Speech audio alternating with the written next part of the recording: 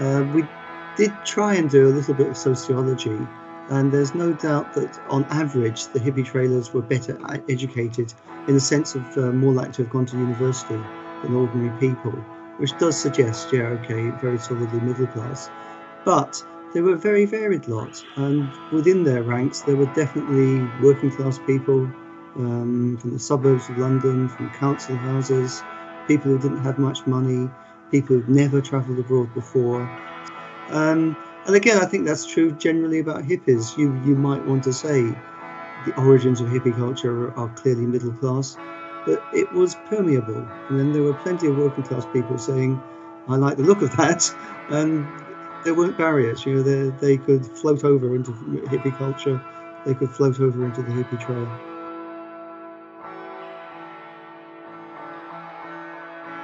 The sort of master writer here is, I think, Jack Kerouac and On the Road, which I don't think is so popular any longer now. At least I don't get the impression it is. But and there's many things wrong with that book. I don't want to sound like Brian and myself that this book is the Bible or something. But Kerouac was the one who said, you know, this is a new way of traveling. Traveling in itself can be a valid, liberatory, enjoyable experience. It doesn't have to be simply a practical route from A to B.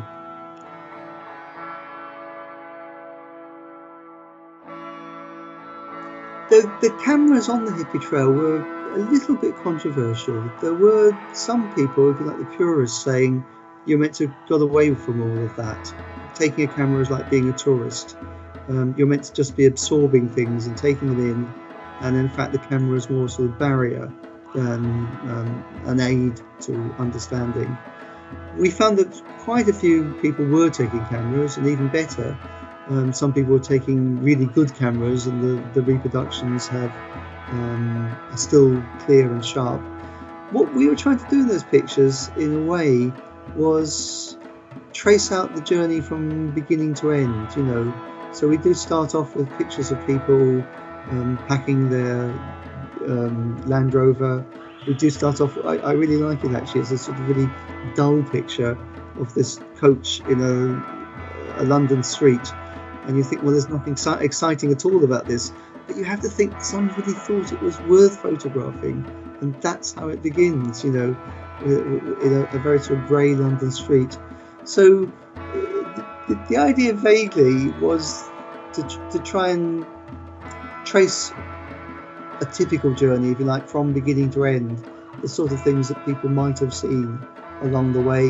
And in particular, we wanted to get a few pictures of interactions, because that was always very important. These weren't tourists, these were travellers, and the things that make travellers different is they interact with the local people, they meet them and talk to them, and ideally at least they meet and talk to them in with an ethic of equality, not with one side being superior to another, but these are just sort of people mixing.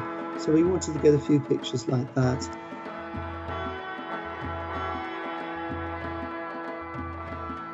If there, another permanent change that can be dated back to that is a new idea of travelling, and travelling not as a practical thing of, you know, what's the quickest route to get from here to Madrid, but travelling in a way of, let's enjoy the experience, let's take it slow, let's throw in chance and randomness into it, and let's enjoy that.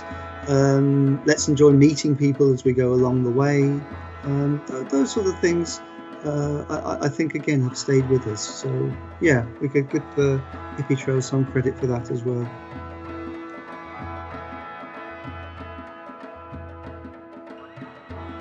Could you do the Hippie Trail again today? And I don't think you could ever get that same sense of excitement, you know, because once you'd left from Dover, you just have to think, you know, no mobile phones, no internet, no Skype, communication by letters mostly. It was possible to phone back home, but that was really difficult.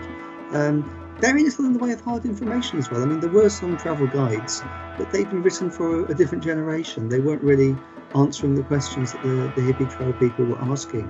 So there was that sense of a leap into the unknown. And I think today, if you catch a plane out to Thailand or out to Peru, again, you might be meeting a society that's very different. but you're going to go with a lot more, or at least you could go with a lot more clear information about what you're going to meet, and you've always got that safety net. If it gets bad, your mobile phone, you can ring home, and the hippie trailers never had that. So, you can't sort of recreate it. The bigger question you're asking about the hippie spirit, yeah, I think something like that does still exist. Hippie is a bit of a contested word, a bit of a difficult word, but Glastonbury is still popular. Styles of music that can clearly be dated back to the 60s, or influenced by the 60s, are still very popular today. Tolkien is still popular. I think there is something of a case of saying they were part of a permanent change in our society, and that sort of option, that sort of attitude is still there. It might have different labels, but it hasn't gone away.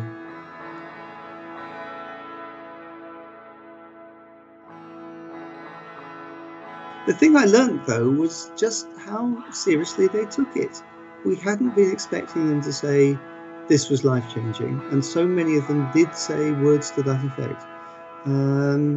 And that sort of strange mixture of idealism and bitterness, how idealistic they'd felt when they headed out towards the east, and the sort of, long, slow disillusionment since about 1978 or 1980, that, the things they'd been hoping for just hadn't happened. And that's why, we can't say so many, but that's why quite a few of them are now trying to publish their works, or at least collect their photographs and put them online, to mark their existence somehow.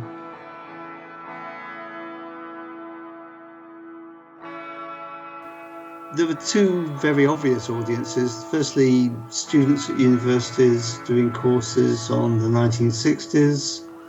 And there's more and more of those, actually. I mean, as time goes on, people seem to be more and more interested in the 1960s.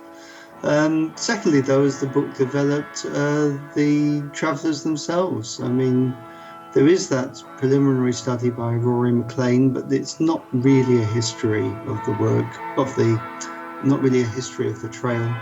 So our work was the first history. So in a sense, we're writing for them, the travellers, but also then the travellers' children, people who are interested in it.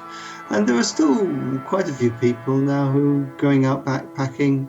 They too might make a connection. So that sort of audience. The one thing we did notice, and we do say this at the beginning of the book, or somewhere in the book at least, both Brian and I have done lots of different research projects, and we're very used to, when we're meeting people, saying, I've got this new project, and you say what it is, and people normally say, what's that? And we did find with the Hippie Trail, this wasn't happening. Everybody knew what it was. And most people were saying straight away, that's interesting, whereas a lot of the other things we proposed, people were saying, why would you study that? So there might be a bit of interest out there. I don't know.